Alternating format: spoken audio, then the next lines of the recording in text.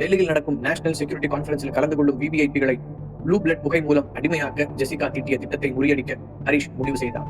அவன் தனது ரகசிய லேபில் அதற்கான மாற்று மருந்தை தயாரிக்கும் பணியில் களமிறங்கினான். இது மிகவும் வீரியமிக்க மருந்து. இதை சாதாரண அலோபதி மெடிசனாலேயோ இல்லை நார்மலான ஹெர்பல் மெடிசனை பயன்படுத்தி மாற்று மருந்து தயாரிக்கவோ முடியாது என்று ஹரிஷ் கூறினார். அதை கேட்ட ஜீவா, வேற வழி இல்லையா என்று கேட்டான். அவனை பார்த்த ஹரிஷ் லேசாக புன்னகைத்தான். பிறகு அவன் லேபில் இருந்த ஒரு சீக்ரெட் லாக்கரை திறந்தான். அதனுள் ஒரு டைட்டானியம் பெட்டி இருந்தது. ஹரிஷ் அதை திறந்தார். அந்த பெட்டிக்குள் நாகமலையில் இருக்கும் செந்தூர கற்களை எடுக்கும் போது ராகினியும் மகாசித்த கமிட்டி ஆபீசர் ராஜனும் அவனுக்கு பரிசாக கொடுத்த செந்தூர கல் தகதகவென சிவப்பு நிறத்தில் ஜொலித்துக் கொண்டிருந்தது. உலகத்துல எந்த நோயையும் குணப்படுத்துற சஞ்சீவியான இந்த செந்தூர கல் இருக்கும்போது ஜெசிகாவோட தரங்கெட்ட விஷயத்தை நாம ஈஸியா முறியடிச்சிடலாம் என்றான் ஹரிஷ். ஹரிஷ் ஒரு சிறிய செந்தூர கல்லை எடுத்து அதை ஒரு பிரத்யேகமான சித்த மருத்துவ கல்லில் வைத்து இழைத்தான்.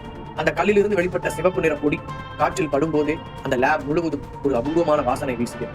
பிறகு அந்த செந்தூர பொடியை சில அரிய மூலிகை சாறுகளோடு சேர்த்து கொதிக்க வைத்தான். கடைசியாக ஒரு சிறிய கண்ணாடி குடுவையில் ஜெசிகாவின் அந்த நீல நிற ரத்த கெமிக்கலை ஊற்றி அதனுள் தான் தயார் செய்த செந்தூர கல் திரவத்தை ஒரு டிராப்பர் மூலம் சரியாக 3 சொட்டுகள் விட்டான். ஜீவா மூச்சை பிடித்துக் கொண்டு அந்த ரியாக்ஷனை பார்த்தான். செந்தூரக்கல் திரவம் அந்த நீல நிற விஷயத்தில் பட்ட மறு கணமே உள்ளே ஒரு மாபெரும் யுத்தம் நடப்பது போல சடசடவென சத்தம் கேட்டது. அடர்த்தியான நீல நிறம் மெல்ல மெல்ல மங்கி கடைசியில் எந்த நிறமும் இல்லாத சுத்தமான தண்ணீரை போல மாறியது. வாவ், சக்சஸ் ஹரிஷ், விஷம் முடிஞ்சிருச்சு, ஜீவா உற்சாகமாக கத்தினான். ஆனா இது பத்தாது ஜீவா.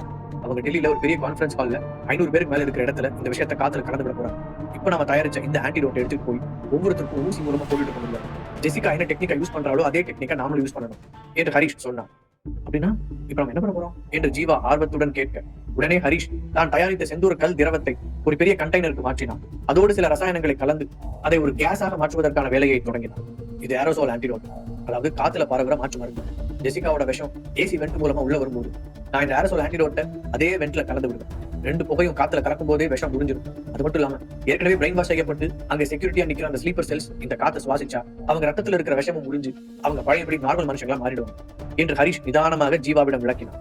ஹரிஷின் இந்த அபாரமான அறிவியலையும் சித்த மருத்துவத்தையும் இணைக்கும் மாஸ்டர் மைண்டை பார்த்து ஜீவா பிரமித்து போனான். மனுஷனே இல்ல, சித்தர்கள் புறத்துல வந்த ஒரு அவதாரம் என்று மனதுக்குள் நினைத்துக் கொண்டான். அதே நேரத்தில் லேபில் இருந்த பெரிய கம்ப்யூட்டர் ஸ்கிரீனில் யாழினியின் முகம் தோன்றியது. அவளது முகம் மிகவும் சீரியஸாக இருந்தது. என்று யாழினி பரபரப்பாக பேசினார். சொல்லி யாழினி, ஜெசிகாவோட சைபர் டீம் உங்களை மறுபடியும் ட்ராக் பண்ணிட்டாங்களா? ஹரிஷ் கையில் இருந்த ஏரோசால் கண்டெய்னரை செக் செய்தபடியே கேட்டான். இல்ல பாய், நான் அவங்க நெட்வொர்க்ல இருந்து வெளியே வரதுக்குள்ளார இன்னொரு முக்கியமான விஷயத்தை கண்டுபிடிச்சிருக்கேன்.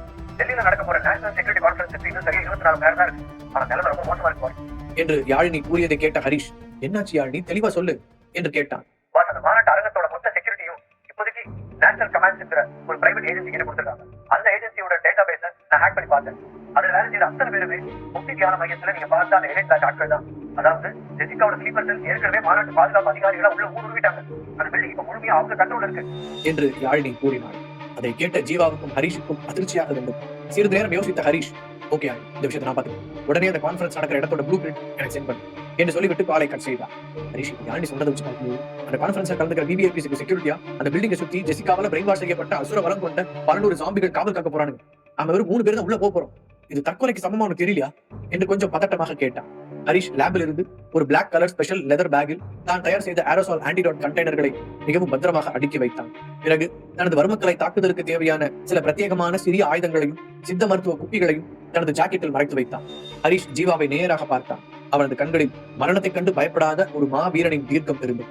தற்கொலைக்கு நம்ம போகல ஜீவா, ஜெசிகாவுக்கும் அதிகமானுக்கும் தற்கொலை பண்ணிக்கிற நேரத்தை நாம தான் அவங்களுக்கு கொடுக்க போறோம். அவங்க பலம் அந்த 12 ஸ்லீப்பர் செல்ஸ், நம்ம பலம் நம்மளுடைய செந்தூர கல்ல இருந்து தயாரிச்ச மாற்று மருந்து. இந்த யுத்தத்துல தர்மம் தான் ஜெயிக்கும் என்று ஹரிஷ் உறுதியான குரலில் கூறினான். ஹைதராபாத்தில் இருந்து கிளம்பிய ஹரிஷ், ஜீவா மற்றும் கல்பனா மூவரும் அதிகாலையிலேயே டெல்லி விமான நிலையத்தை வந்தடைந்தனர். ஒரு மாபெரும் தேசிய பேரழிவை தடுக்கப் போகிறோம் என்ற பதற்றம் கல்பனாவின் முகத்தில் அப்பட்டமாக தெரிந்தது.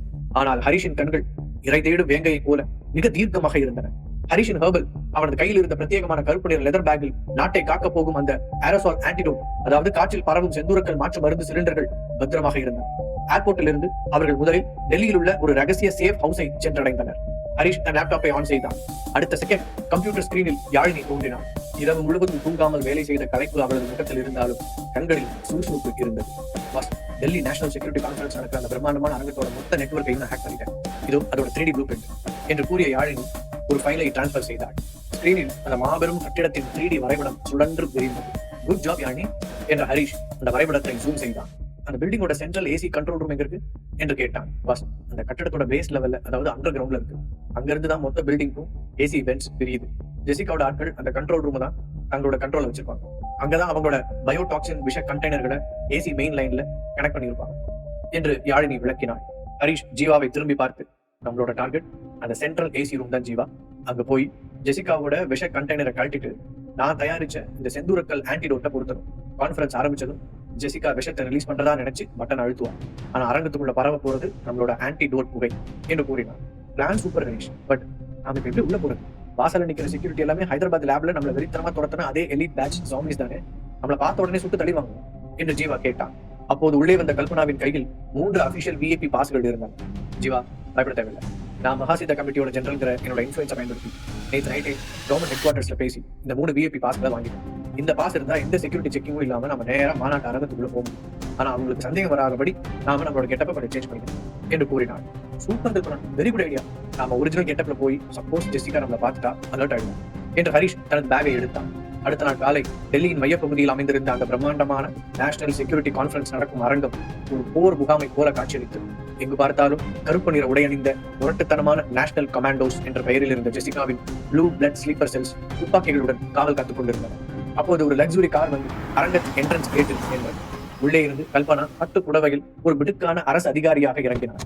அவளைத் தொடர்ந்து ஜீவா அவருடைய பிஏவை போல ஃபைல்களை கையில் வைத்துக் கொண்டு இறங்கினார். கடைசியாக ஹரிஷ் இறங்கினார். எப்போதும் சிம்பிளாக இருக்கும் அவன் கெட்டப் இப்போது டோட்டலாக மாறியிருந்தது. ஒரு costly branded black colour coat suit, trim செய்யப்பட்ட தாடி, கண்களில் 0 பவர் கொண்ட ஒரு ஸ்டைலான கூலர் என ஒரு இன்டர்நேஷனல் செக்யூரிட்டி அட்வைசர் போல கம்பீரமாக இருந்தான். அவன் கையில் இருந்த பிரீஃப் கேஸில் அந்த மாற்று மருந்து கண்டெய்னர்கள் மறைத்து வைக்கப்பட்டிருந்தன. உள்ளே செல்வதற்காக மூவரும் என்ட்ரன்ஸ் கேட்டை நோக்கி நடந்தனர். ஜீவாவுக்கு உடம்பு உதறல் எடுத்தது. ஹரிஷ், பாருடா, எல்லாமே நேற்று ராத்திரி நம்ம கிட்ட அடி வாங்கினவனுங்க. நம்ம இவனுங்க பாக்குற பார்வையே சரியில்லையே என்று மெதுவாக முணுமுணுத்தான். ரிலாக்ஸ் ஜீவா, அவங்க நரம்புகள்ல ஓடுற விஷயம் அவங்களோட பழைய நினைவுகளை அழிச்சிடும். அவங்க மூளை இப்ப வெறும் கமாண்டோ மோட்ல தான் மிஷின் மாதிரி வேலை செய்யும். அவங்க நம்ம முகத்தை பார்க்க மாட்டாங்க. ஐடி கார்டையும் அவங்களுக்கு கொடுக்கப்பட்ட கட்டளைகள் தான் பார்ப்பாங்க. டென்ஷன் ஆகாம நார்மலா நட என்று ஹரிஷ் கிசுகிசுப்பான குரலில் கூறினார். அவர்கள் மெட்டல் டிடெக்டரை நெருங்கினர். அங்கே 6 அடி உயரத்திற்கு மேல் இரும்பை போல முறுக்கேறிய உடம்போடு 2 எலிட் ஏஜென்ட்டுகள் நின்றிருந்தனர். அவர்களின் கண்களில் எந்த ஒரு மனித உணர்ச்சியும் இல்லை. கல்பனா தனது பாஸை காட்டினார். அதை ஸ்கேன் செய்த மிஷின் கிரீன் சிக்னல் கொடுத்தது. அவளை உள்ளே அனுமதித்தனர். அடுத்து ஜீவா கைகள் நடுங்க தனது பாஸை காட்ட அவனும் அனுமதிக்கப்பட்டான். இறுதியாக ஹரிஷ் வந்தார். அந்த முரட்டு ஏஜென்ட் ஹரிஷின் விஐபி பாஸை வாங்கி ஸ்கேன் செய்தான். பீப் சத்தம் கேட்டது. ஆனால் அந்த ஏஜென்ட் ஹரிஷை உள்ளே விடாமல் தடுத்து நிறுத்தினான். அவனது எந்த உணர்ச்சியும் இல்லாத விரைப்பான கண்கள் ஹரிஷின் முகத்தை நேராக உற்று பார்த்தன. ஜீவாவின் ஹார்ட் படபடவென்று அடித்துக் கொண்டது. மாட்டிக்கிட்டோண்டா சாமி என்று அவனது மனது கதறியது. கல்பனாவும் பதற்றத்துடன் திரும்பி பார்த்தாள். ஆனால் ஹரிஷின் முகத்தில் ஒரு துளி கூட பதற்றம் இல்லை. அவனது நாடி துடிப்பு சீராக இருந்தது. தனது கண்களை நேராக அந்த ஏஜென்ட்டின் கண்களை நோக்கி செலுத்தினான். ஒரு வேங்கையின் பார்வையை நேருக்கு நேர் சந்தித்த அந்த ஜாம்பி ஏஜென்ட்டின் மூளைக்குள் ஏதோ ஒரு சிக்னல் தடுமாறியது. உங்க பிரீஃப் கேஸை ஸ்கேன் பண்ணணும் சார் என்று அந்த ஏஜென்ட் ரோபோ போல கூறினான். ஹரிஷ் சாதாரணமாக தனது பிரீஃப் கேஸை ஸ்கேனரில் வைத்தான். அதனுள் இருந்த மாற்று மருந்து கண்டெய்னர்கள் சாதாரண ஃபயர் எக்ஸ்டிங்விஷர் போல தெரியும் வகையில் அவன் ஏற்கனவே அதை டிசைன் செய்திருந்தான். ஸ்கேனர் அதை ஒரு ஆபத்தில்லாத பொருளாகவே காட்டியது. யூ மே கோயிங் சார் என்று அந்த ஏஜென்ட் வழிவிட ஹரிஷ் தனது பிரீஃப் கேஸை எடுத்துக்கொண்டு எந்த சலனமும் இல்லாமல் கம்பீரமாக உள்ளே நுழைந்தான். உள்ளே வந்ததும் ஒரு டீப் பிரெத் எடுத்துக்கொண்ட ஜீவா, ஒரு நிமிஷம் ஆற்ற போச்சு என்று கூறினான். அரங்கத்தின் உள்ளே பிரம்மாண்டமான ஹாலில் நாட்டின் முக்கிய விவிஐபிகள், அமைச்சர்கள் மற்றும் ராணுவ தளபதிகள் என 500க்கும் மேற்பட்டோர் அமர்ந்திருந்தனர். மாநாடு இன்னும் சில நிமிடங்களில் தொடங்கவிருந்தது. ஹரிஷ், இந்த நாட்டோட தலைவருக்கு உங்க கையில தான் நான் விவிஐபி சீட்டை போய் உட்காரேன் என்று கூறிய கல்பனா நேராக முன்வரிசையை நோக்கி நடந்து சென்றார். இப்போது ஹரிஷும் ஜீவாவும் தனித்து விடப்பட்டனர். யாழினி, நாங்கள் உள்ள வந்தோம் என்று ஹரிஷ் தனது காதில் இருந்த இயர்பாடில் பேசினார். பாஸ், உங்களுக்கு வலது பக்கம் இருக்கிற காரிடார்ல போகணும். அங்க ஸ்டாஃப் ஒன்லி அப்படின்னு ஒரு கதவு இருக்கும். இதுக்குள்ள போனா ஏசி மெயின்டெனன்ஸ் செக்டாருக்கு போகலாம். ஆனா ஜாகிரதை பாஸ், அந்த ஏரியா ரெஸ்ட்ரிக்டட் ஏரியா. அங்க நிறைய எடிட் கார்ட்ஸ் இருப்பாங்க. அந்த கதவை நெருங்கணும்னு சொல்லுங்க. நான் அந்த ஏரியா சிசிடிவி கேமராவை லூப் போட மாட்டேன். You will have only 30 seconds என்று யாழினி வேகமாக பேசினார்.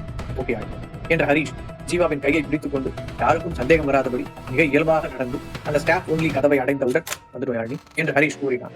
கேமரா லாக் ஆயிடுச்சு பாஸ், உள்ள போங்க என்று யாழினி சொல்லவும் ஹரிஷ் தனது டிஜிட்டல் கீயை பயன்படுத்தி அந்த கதவை திறந்து ஜீவாவுடன் உள்ளே நுழைந்தார். உள்ளே வந்ததும் வெளிச்சம் குறைந்து அவர்களை சுற்றிலும் இருள் சூழ்ந்தது. செந்தூரக்கல்லின் அபூர்வ சக்தியை பயன்படுத்தி ஜெசிகாவின் ப்ளூ பிளட் விஷத்தை முறியடிக்கும் ஏரசால் ஆன்டிடோட்டை ஹரிஷ் வெற்றிகரமாக தயாரித்தான். டெல்லி பாதுகாப்பு மாநாட்டு அரங்கிற்குள் இருக்கும் விவிஐபிகளை பாதுகாக்க ஹரிஷ், ஜீவா மற்றும் கல்பனா மூவரும் மாறுவிடத்தில் உள்ளே நுழைந்தார்கள். யாழினி இயர்பாடு மூலமாக ப்ளூ பிரிண்டை வைத்துக் கொண்டு வழிகாட்ட ஜீவாவும் ஹரிஷும் ஏசி மெயின்டெனன்ஸ் செக்டாருக்கு சென்றார்கள். அந்த இடம் இருட்டாக இருந்தது. ஹரிஷ் தனது கோட்டை கலற்றி தான் கொண்டு வந்திருந்த பிரீஃப் கேஸின் மேல் வைத்தான். அவனது கண்கள் இருளுக்கு பழகி கொண்டன. பிரம்மாண்டமான ஏசி மோட்டார்களின் ஹம்மிங் சத்தம் அந்த இடம் முழுவதும் ரீங்காரம் விட்டுக் கொண்டிருந்தது. பெரிய பெரிய இரும்பு குழாய்களும் வால்வுகளும் ஒரு சிலந்தி வலையை போல அந்த அண்டர் கிரவுண்ட் செக்டாரில் வளைந்து நெளிந்து சென்றன. பாஸ், நீங்க ஏசி கண்ட்ரோல் ரூம் நெருங்க இன்னும் 200 மீட்டர் போகும். ஆனா உங்க வழியில 3 எலிட் கார்ட்ஸ் ரோந்து வந்துட்டு இருக்காங்க. யாழினியின் குரல் எச்சரித்தது. ஹரிஷ், 3 பேரா இருக்காங்க. அவங்க சாதாரண ஆட்கள் இல்லை, வலியை உணராத சோம்பிஸ். அவங்களை நம்ம எப்படி சமாளிக்கிறோம்? என்கிட்ட கண்ணு இருக்கு, என்னோட நான் அவங்க ஷூட் பண்ணிக்கலாம் என்று ஜீவா கேட்டான். இல்ல ஜீவா, வேண்டாம், நீ சத்தம் போடாம என் பின்னாடியே வா. அவங்க கொள்றது நம்ம குறிக்கோள் இல்லை. அதோட துப்பாக்கி சத்தம் கேட்டா மேல மாநாடு கேன்சல் ஆயிடும். எதிரி உஷாராகி உடனே விஷயத்தை ரிலீஸ் பண்ணிடுவோம். இங்க நடக்கிற யுத்தம் சத்தமே இல்லாத நிழல் யுத்தமா தான் இருக்கணும். நான் வீழ்த்தினவங்களை யாருக்கும் தெரியாம மறைச்சு வைக்க வேண்டியது உன்னோட வேலை என்று ஹரிஷ் கூறினான். ஜீவா தலையசைத்தான். அவனது கைகள் தன்னிச்சையாக முறுக்கேறின. வர்மக்கலையின் நுட்பமான புள்ளிகளை தாக்க அவனது விரல்கள் தயாராகின. இருளுக்குள் இருந்து ஒரு முரட்டு எலிட் கார்டு கையில் அதிநவீன துப்பாக்கியுடன் அவர்களை நோக்கி நடந்து வந்து கொண்டிருந்தான். ஹரிஷ் ஒரு பெரிய ஏசி குழாயின் பின்னால் நிழலோடு நிழலாக மறைந்து நின்றான். அந்த கார்டு குழாயை தாண்டி சென்ற அந்த நொடி ஹரிஷ் இருட்டிலிருந்து ஒரு சிறுத்தையை போல பாய்ந்தான். எந்த ஒரு சத்தமும் இல்லை. ஹரிஷின் இடது கை அந்த ஏஜென்ட்டின் வாயை இறுக பொத்தியது. அதே வினாடியில் அவனது வலது கையின் ஆள்காட்டி விரலும் நடுவிரலும் இணைந்து அந்த ஏஜென்ட்டின் கழுத்து பகுதிக்கு கீழே உள்ள வர்ம புள்ளியில் மிக துல்லியமாக அழுத்தம் கொடுத்தன. அடுத்த நொடி வலியை உணராத அந்த ப்ளூ பிளட் ஏஜென்ட்டின் மூளைக்கு செல்லும் சிக்னல் துண்டிக்கப்பட்டு உடல் அப்படியே உறைந்து போனது. கை கால் நரம்புகள் தளர்ந்து அவன் எந்த சத்தமும் இன்றி அப்படியே சரிந்தான். ஹரிஷ் அவனை மெதுவாக கீழே கிடத்தி, ஜீவா, இவனை இழுத்துட்டு போ என்று கூறினான். உடனே ஜீவா ஓடி வந்து அந்த முரட்டு ஏஜென்ட்டை இழுத்து சென்று ஒரு இருட்டான ஜெனரேட்டருக்கு பின்னால் மறைத்து வைத்தான். நீ வேணா இரும்பு பாறை மாதிரி இவ்வளவு வெயிட்டா இருக்கான் என்று முணுமுணுத்தான். ஹரிஷ் முன்னால் நடந்தான். அங்கே 2 எலிட் கார்ட்ஸ் தங்களுக்குள் எந்த பேச்சும் இல்லாமல் இயந்திரங்களைப் போல நடந்து வந்தனர். ஹரிஷ் மேலே பார்த்தான். 2 பெரிய ஏசி குழாய்களுக்கு நடுவே ஒரு சிறிய கேப் இருந்தது. மின்னல் வேகத்தில் சுவரில் தாவி பாய்ந்த ஹரிஷ் அந்த 2 குழாய்களுக்கும் நடுவே தன்னை மறைத்துக் கொண்டான். அந்த 2 ஏஜென்ட்டுகளும் ஹரிஷ் இருந்த குழாய்க்கு கீழே வந்ததும் ஹரிஷ் ஒரு ஒவ்வாலை போல மேலே இருந்து அவர்கள் இருவருக்கும் நடுவில் குதித்தான். அவர்கள் சுதாரித்து தங்கள் துப்பாக்கியை தூக்குவதற்குள் ஹரிஷின் 2 கைகளும் ஒரே நேரத்தில் சுழன்றன. வலது பக்கத்தில் இருந்தவனின் விலா எலும்புக்கு கீழ்ப்பகுதியில் ஒரு இடியை போல தாக்கின. அதே நேரத்தில் இடது பக்கத்தில் இருந்தவனின் கழுத்து பிடரியில் உள்ள வர்ம புள்ளியில் ஓங்கி தட்டவும் அந்த 2 ஏஜென்ட்டுகளும் சிறு சத்தம் கூட எழுப்ப முடியாமல் கண்கள் சுருங்கி அப்படியே தரையில் சுருண்டு விழுந்தனர். ஆனால் இடது பக்கம் விழுந்த ஏஜென்ட்டின் கையில் இருந்த கனமான துப்பாக்கி நழுவி இரும்பு தரையில் விழ போனது. அது மட்டும் தரையில் விழுந்தால் அந்த சத்தம் மொத்த ஏரியாவையும் அலர்ட் செய்துவிடும். ஹரிஷ் அவசரமாக குனிவதற்குள் பின்னால் இருந்து பாய்ந்து வந்த ஜீவா அந்த துப்பாக்கி தரையை தொடுவதற்கு 1 இன்ச் முன்பாக டைவ் அடித்து தன் 2 கைகளாலும் அதை பிடித்துக் கொண்டான். ஒரு செகண்ட்ல உயிர் போயிடுச்சுவா என்று ஜீவா தரையில் படுத்தபடியே கூறினான். குட் ஜாப் ஜீவா, சீக்கிரம் இவங்களை உள்ள இழுத்துக்கொண்டு என்று ஹரிஷ் சிக்னல் கொடுத்தான். இருவரும் மெதுவாக ஏசி கண்ட்ரோல் ரூமை நெருங்கிக் கொண்டிருந்தனர். வழியில் குறுக்கிட்ட ஒவ்வொரு எலிட் ஏஜென்ட்டையும் ஹரிஷ் தனது அபாரமான வர்மக்கலை திறமையால் சத்தமே இல்லாமல் முடக்கி வீழ்த்தினான். ஒரு நபர் கத்தியால் குத்த பாய்ந்த போது அவனது மணிக்கட்டு நரம்பை லாக் செய்த ஹரிஷ் அவன் கையில் இருந்த கத்தியை பிடுங்கினான். ப்ளூ பிளட் விஷம் ஏற்றப்பட்ட அந்த ஏஜென்ட்டுகள் சாதாரண அடிகளுக்கு சாய மாட்டார்கள், வலியை உணர மாட்டார்கள் என்பதை புரிந்து கொண்ட ஹரிஷ் அவர்களின் உடலில் இருக்கும் முக்கியமான நரம்புகளை மட்டுமே குறிவைத்து தாக்கினார். சுமார் 10 நிமிடங்களுக்கு பிறகு அவர்கள் அந்த 200 மீட்டர் காரிடாரை கடந்து முடித்திருந்தனர். அதற்குள் 15 எலிட் கார்ட்ஸ் இப்போது எந்த சத்தமும் இல்லாமல் இருட்டிற்குள் பிணங்களைப் போல மயங்கி கிடந்தனர். ஜீவாவின் உடல் முழுவதும் வியர்த்து கொட்டியது. பாஸ், எங்க ஏசி கண்ட்ரோல் ரூம் நெருங்கிட்டீங்க. யாழினியின் குரல் இயர்பாடில் ஒலித்தது. அவர்கள் அந்த பிரம்மாண்டமான இரும்பு கதவின் முன் நின்றனர். அதன் மேலே central AC control room restricted access என்று சிவப்பு நிறத்தில் எழுதப்பட்டிருந்தது. கதவுல பயோமெட்ரிக் லாக் இருக்கு பாஸ், பட் டோன்ட் வரி, நான் இங்கிருந்து அதை ஹேக் பண்ணி ஓபன் பண்றேன் என்று யாழினி கூறினார். அடுத்த செகண்ட் மெல்லிய சத்தத்துடன் அந்த இரும்பு கதவு திறந்தது. ஹரிஷ் தனது பிரீஃப் கேஸை எடுத்துக்கொண்டு உள்ளே நுழைய ஜீவாவும் அவனை பின்தொடர்ந்தார். உள்ளே நுழைந்ததும் அவர்கள் கண்ட காட்சி இருவரையும் ஒரு கணம் அதிரச் செய்தது. டெல்லியின் மைய பகுதியில் இருந்து சில கிலோமீட்டர் தொலைவில் யாருக்கும் சந்தேகம் வராத வகையில் ஒரு பாழடைந்த தொழிற்சாலை அமைந்திருந்தது. ஆனால் அந்த தொழிற்சாலையின் பூமிக்கு அடியில் அதிநவீன தொழில்நுட்பங்கள் அடங்கிய ஒரு ரகசிய கண்ட்ரோல் ரூம் இயங்கிக் கொண்டிருந்தது. அந்த அறையின் சுவர்கள் முழுவதும் பிரம்மாண்டமான LED ஸ்கிரீன்கள் பொருத்தப்பட்டிருந்தன. அந்த ஸ்கிரீன்களில் டெல்லி நேஷனல் செக்யூரிட்டி கான்ஃபரன்ஸ் நடந்து கொண்டிருக்கும் மாநாட்டு அரங்கின் ஒவ்வொரு மூலையும் லைவ் CCTV ஃபீடாக தெரிந்து கொண்டிருந்தது.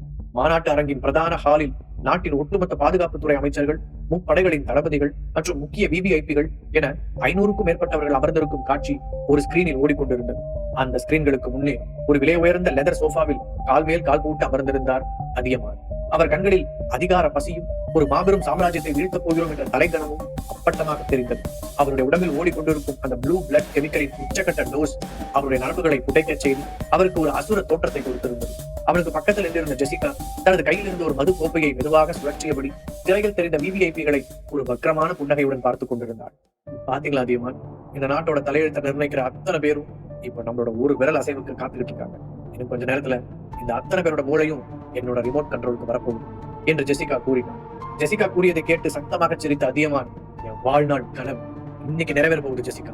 அன்னைக்கு ருத்ரவேந்திரனை ரிஜெக்ட் பண்ணி அந்த கதிருக்கு தான் எல்லாம் தெரியும்னு சொல்லி என்னை அவமானப்படுத்தினாங்க. ஆனா இன்னைக்கு அந்த கதிரோட பையன் ஹரிஷால கூட இந்த நாட்டை என் கிட்ட இருந்து காப்பாற்ற முடியாது. இந்த நாட்டோட ஒட்டுமொத்த அரசாங்கமும் ராணுவமும் எந்த ஒரு குண்டுபிடிப்பும் இல்லாம என் காலுக்கு கீழே வரப்போகுது. டைமாச்சு ஜெசிகா, ஆட்டத்தை ஆரம்பி என்று கூறினார். ஜெசிகா தனது கம்ப்யூட்டர் முன்னே சென்று சில பாஸ்வேர்டுகளை டைப் செய்தார். மெயின் ஸ்கிரீனில் ஒரு பெரிய ரெட் பட்டன் தோன்றியது. அதை அவள் அழுத்தியதும் திரையின் ஒரு ஓரத்தில் பெரிய டிஜிட்டல் எண்களில் ஒரு கவுண்ட் டவுன் ஓட தொடங்கியது.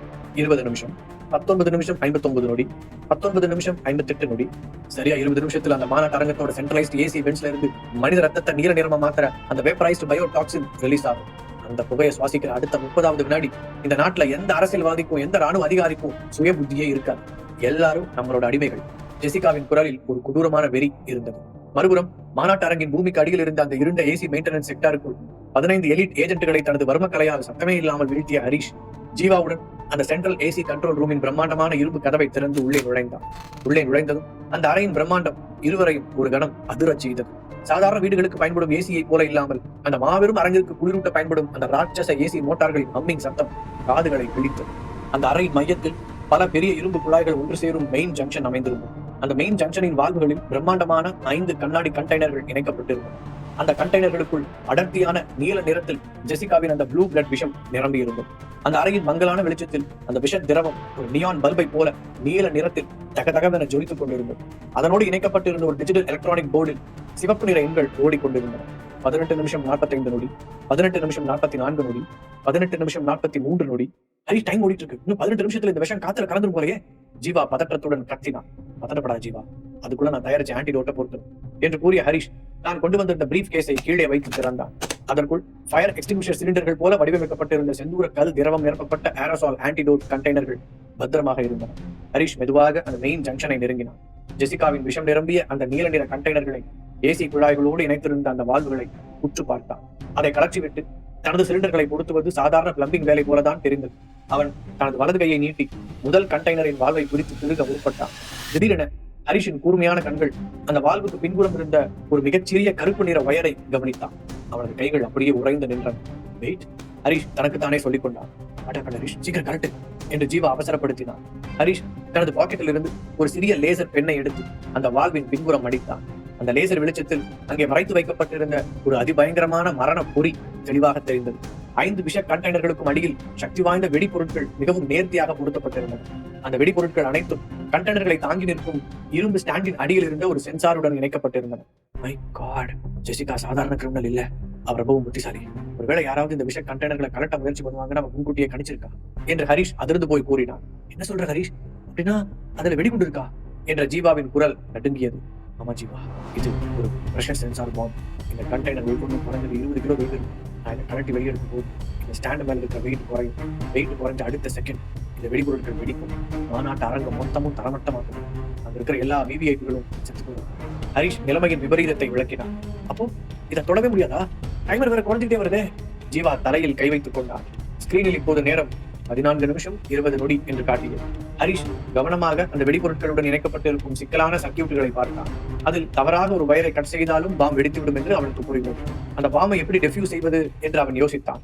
உடனே, யாழினி கேக்குதா என்று அவன் கேட்க, எஸ் பாஸ், உங்க ஸ்மார்ட் வாட்ச் மூலமா நான் இந்த பாம் சர்க்கியூட்டை தான் பார்த்துட்டு இருக்கேன். ஒரு நிமிஷம் பாஸ், நான் செக் பண்ணிட்டு சொல்றேன் என்று கூறிய யாழினி சிறிது நேரம் கழித்து, பாஸ், அந்த வெடிகுண்டை டெஃப்யூஸ் பண்ண ஒரே ஒரு வழிதான் இருக்கு.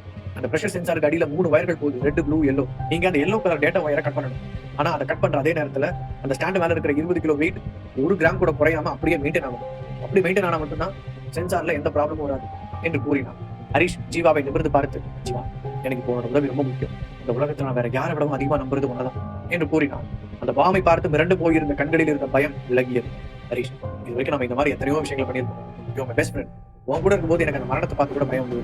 இந்த கான்ஃபரன்ஸ்ல கலந்துக்கிற இந்தியாவோட முக்கியமான நபர்களோட மொத்த உயிரும் இந்த நாடும் நம்ம கையில தான். இந்த மிஷனுக்காக என் உயிர் போனா எனக்கு கவலை. நீ தாராளமா உன் பிளானை எக்ஸிக்யூட் பண்ண சொல்லு, நான் என்ன பண்ண என்று ஜீவா ஒரு வீரனை போல நெஞ்சை நிமிர்த்தி கூறினான். ஜீவாவின் இந்த வார்த்தைகள் ஹரிஷின் இதயத்தை தொட்டன. ஒரு சிறு புன்னகையுடன் ஜீவாவின் தோளை தட்டிய ஹரிஷ் தனது இறுதிக்கட்ட ஆக்ஷனுக்கு தயாரானான்.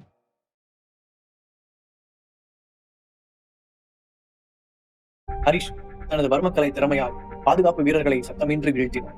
மாநாட்டு அரங்கின் ஏசி மெயின்டெனன்ஸ் அறைக்குள் நுழைந்து ஜெசிகாவின் ப்ளூ பிளட் விஷ கண்டெய்னர்களை கண்டுபிடித்தவர் ஜீவாவின் உதவியுடன் பிரஷர் சென்சார் பாம்பை டிஃப்யூஸ் செய்ய தயாரானார். நான் இந்த விஷ கண்டெய்னரோட வால்வை கழட்டி மெதுவா இதை வெளியில எடுப்பேன். எடுக்க அதோட வெயிட்டுக்கு சமமா நீ உன்னோட 2 கை கால்களாலையும் அந்த சென்சர் பிளேட்டை கீழ் நோக்கி அழுத்தம். கொஞ்சம் பிசகினாலும் எல்லாமே முடிஞ்சிடும். ரெடியா ஜீவா? ரெடி ஹரிஷ். ஜீவா தன் கைகளை உதறிக்கொண்டு அந்த விஷ கண்டெய்னருக்கு அருகில் வந்தான். டைமரில் 10 நிமிஷம் 45 நொடி, 10 நிமிஷம் 44 நொடி என்று நேரம் ஓடிக்கொண்டிருந்தது. ஹரிஷ் தனது கையில் ஒரு ஒயர் கட்டரை எடுத்துக்கொண்டான். ஜீவா, நான் 3 வரை கேட்குறேன். 3 சொன்னதும் நான் கண்டெய்னரை லேசா தூக்குவேன். நீ அதே வேகத்துல அந்த பிளேட் அழுத்து. ஜீவா தனது 2 கைகளையும் அந்த சென்சார் பிளேட்டின் மேல் மிக கவனமாக வைத்தான். அவன் நெற்றியில் இருந்து வியர்வை வழிந்து கண்களை மறைத்தான். ஒரு டீப் பிரெத் எடுத்துக்கொண்ட ஹரிஷ் தனது முழு கவனத்தையும் அந்த சிறிய மஞ்சள் நிற வயரின் மீது செலுத்தினான். அவனது கைகள் எந்த ஒரு நடுக்கமும் இல்லாமல் ஒரு ரோபோவின் கைகளைப் போல துல்லியமாக இயங்கின.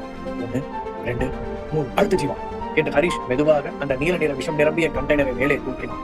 உடனே ஜீவா தனது உடல் முழு பலத்தையும் கைகளில் குவித்து அந்த சென்சார் பிளேட்டை கீழ் நோக்கி அழுத்தினான். கண்டெய்னர் மெதுவாக வெளியே வந்தது. ஜீவாவின் கைகள் அந்த 20 கிலோ எடையை இப்போது தனியாக தாங்கிக் கொண்டிருந்தன. குட் ஜீவா, அப்படியே ஒரு மில்லிமீட்டர் கூட உன் கை அசையக்கூடாது என்ற ஹரிஷ் குனிந்து அந்த வெடிகுண்டின் சர்க்கியூட்டை பார்த்தான். சிவப்பு, நீலம், மஞ்சள் என 3 வயர்கள் பின்னி பிணைந்திருந்தன. யாழினி சொன்னது போல மஞ்சள் வயரை கண்டுபிடித்து அவன் கட் செய்ய வேண்டும். 8 நிமிடம் 15 நொடி, 8 நிமிடம் 14 நொடி டைமர் ஓடிக்கொண்டிருந்தது. ஜீவாவின் கைகள் லேசாக நடுங்க தொடங்கின. ஹரிஷ், கை வலிக்க ஆரம்பிக்குது, சீக்கிரம் கட் பண்ணு என்று ஜீவா பல்லை கடித்துக் கொண்டு கத்தினான். அவன் கை நடுங்கவும் சென்சார் மீட்டரில் எடை 19.98 kg என்று குறைய தொடங்கிய. ஜீவா, கண்ட்ரோல் என்று கத்திய ஹரிஷ் தனது வயர் கட்டரை அந்த வெளிர் மஞ்சள் வயரின் அருகே கொண்டு சென்றான். அவனது கண்கள் இமைக்காமல் மூச்சை உள்ளிழுத்து அந்த வயரை கட் செய்தான். அடுத்த வினாடி அந்த பாம்பில் எரிந்து கொண்டிருந்த சிவப்பு நிற LED விளக்கு அணைந்து பாம் டிஃப்யூஸ் ஆனதை குறிப்பது போல பச்சை நிறமாக மாறியது. இப்படி கையெழுத்தலாம் என்று ஹரிஷ் சொல்ல ஜீவா மெதுவாக தனது கைகளை சென்சார் பிளேட்டில் இருந்து எடுத்தான். அவன் அப்படியே தரையில் சரிந்து மூச்சு வாங்க அப்படியே உட்கார்ந்து விட்டான். ரிலாக்ஸ் பண்ண நேரம் இல்ல ஜீவா என்ற ஹரிஷ் மின்னல் வேகத்தில் தான் கொண்டு வந்திருந்த செந்தூரக்கல் ஏரசால் ஆன்டிடோட் சிலிண்டரை எடுத்து அந்த ஏசி வால்வுடன் பொருத்தினான். அதை இறுக்கமாக டைட் செய்தான். இதேபோல் அடுத்த 2 விஷ கண்டெய்னர்களையும் பாதுகாப்பாக கலற்றிவிட்டு தனது ஆன்டிடோட் சிலிண்டர்களையும் ஏசி மெயின் குழாய்களோடு இணைத்தான். இன்னும் 2 விஷ கண்டெய்னர்கள் தான் பாக்கி இருந்தது. இன்னும் 5 நிமிடம் 30 நொடி, 5 நிமிடம் 29 நொடி அப்படி இருப்பதாக டைமர் காட்டியது. இன்னும் 2 கண்டெய்னர் தான் இருக்கு, அதையும் மாத்திட்ட போதும். ஜெசிகாவோட விஷத்துக்கு பதிலா இப்ப நம்மளோட மருந்து லைன்ல கனெக்ட் ஆயிடும். மாநாடு ஆரம்பிச்சதும் அந்த பகுதி தான் அரங்கம் முழுங்க பரவ போகுது ஹரிஷ் கூறினான். ஆனால் ஹரிஷ் அந்த மஞ்சள் வயரை கட் செய்த போது அதிலிருந்து ஒரு சீக்ரெட் அலர்ட் சிக்னல் ஜெசிகாவின் ரகசிய கண்ட்ரோல் ரூமுக்கு சென்றதை அவன் கவனிக்கவில்லை. மறுபுறம் கண்ட்ரோல் ரூமில் அமர்ந்திருந்த ஜெசிகாவின் மெயின் ஸ்கிரீனில் திடீரென ஒரு ரெட் அலர்ட் வார்னிங் காட்டியது. AC maintenance sector unauthorised access detected என்ற மெசேஜை பார்த்ததும் திடுக்கிட்ட ஜெசிகா அவசரமாக ஸ்கிரீனை பார்த்தாள். என்னது, யாருக்கு போயிருப்பாங்க என்று பதட்டமாக ஏசி மெயின்டெனன்ஸ் ரூமின் சிசிடிவி கேமராவை ஆன் செய்தார். யாழினி அந்த கேமராவை லூப் மோடில் மாற்றி வைத்திருந்தாலும் ஹரிஷ் வெடிகுண்டை டெஃப்யூஸ் செய்த போது ஏற்பட்ட சர்க்கியூட் மாற்றத்தால் அந்த லூப் மோட் மாறி கேமரா ஆன் ஆகி இருந்தது. சுவர் முழுவதும் பொருத்தப்பட்டிருந்த பிரம்மாண்டமான மெயின் ஸ்கிரீன்களில் ஒன்றில் அந்த ஏசி ரூமில் தனது மாற்று மருந்து கண்டெய்னர்களை பொருத்திக் கொண்டிருக்கும் ஹரிஷின் முகம் மிக தெளிவாக தெரிந்தது.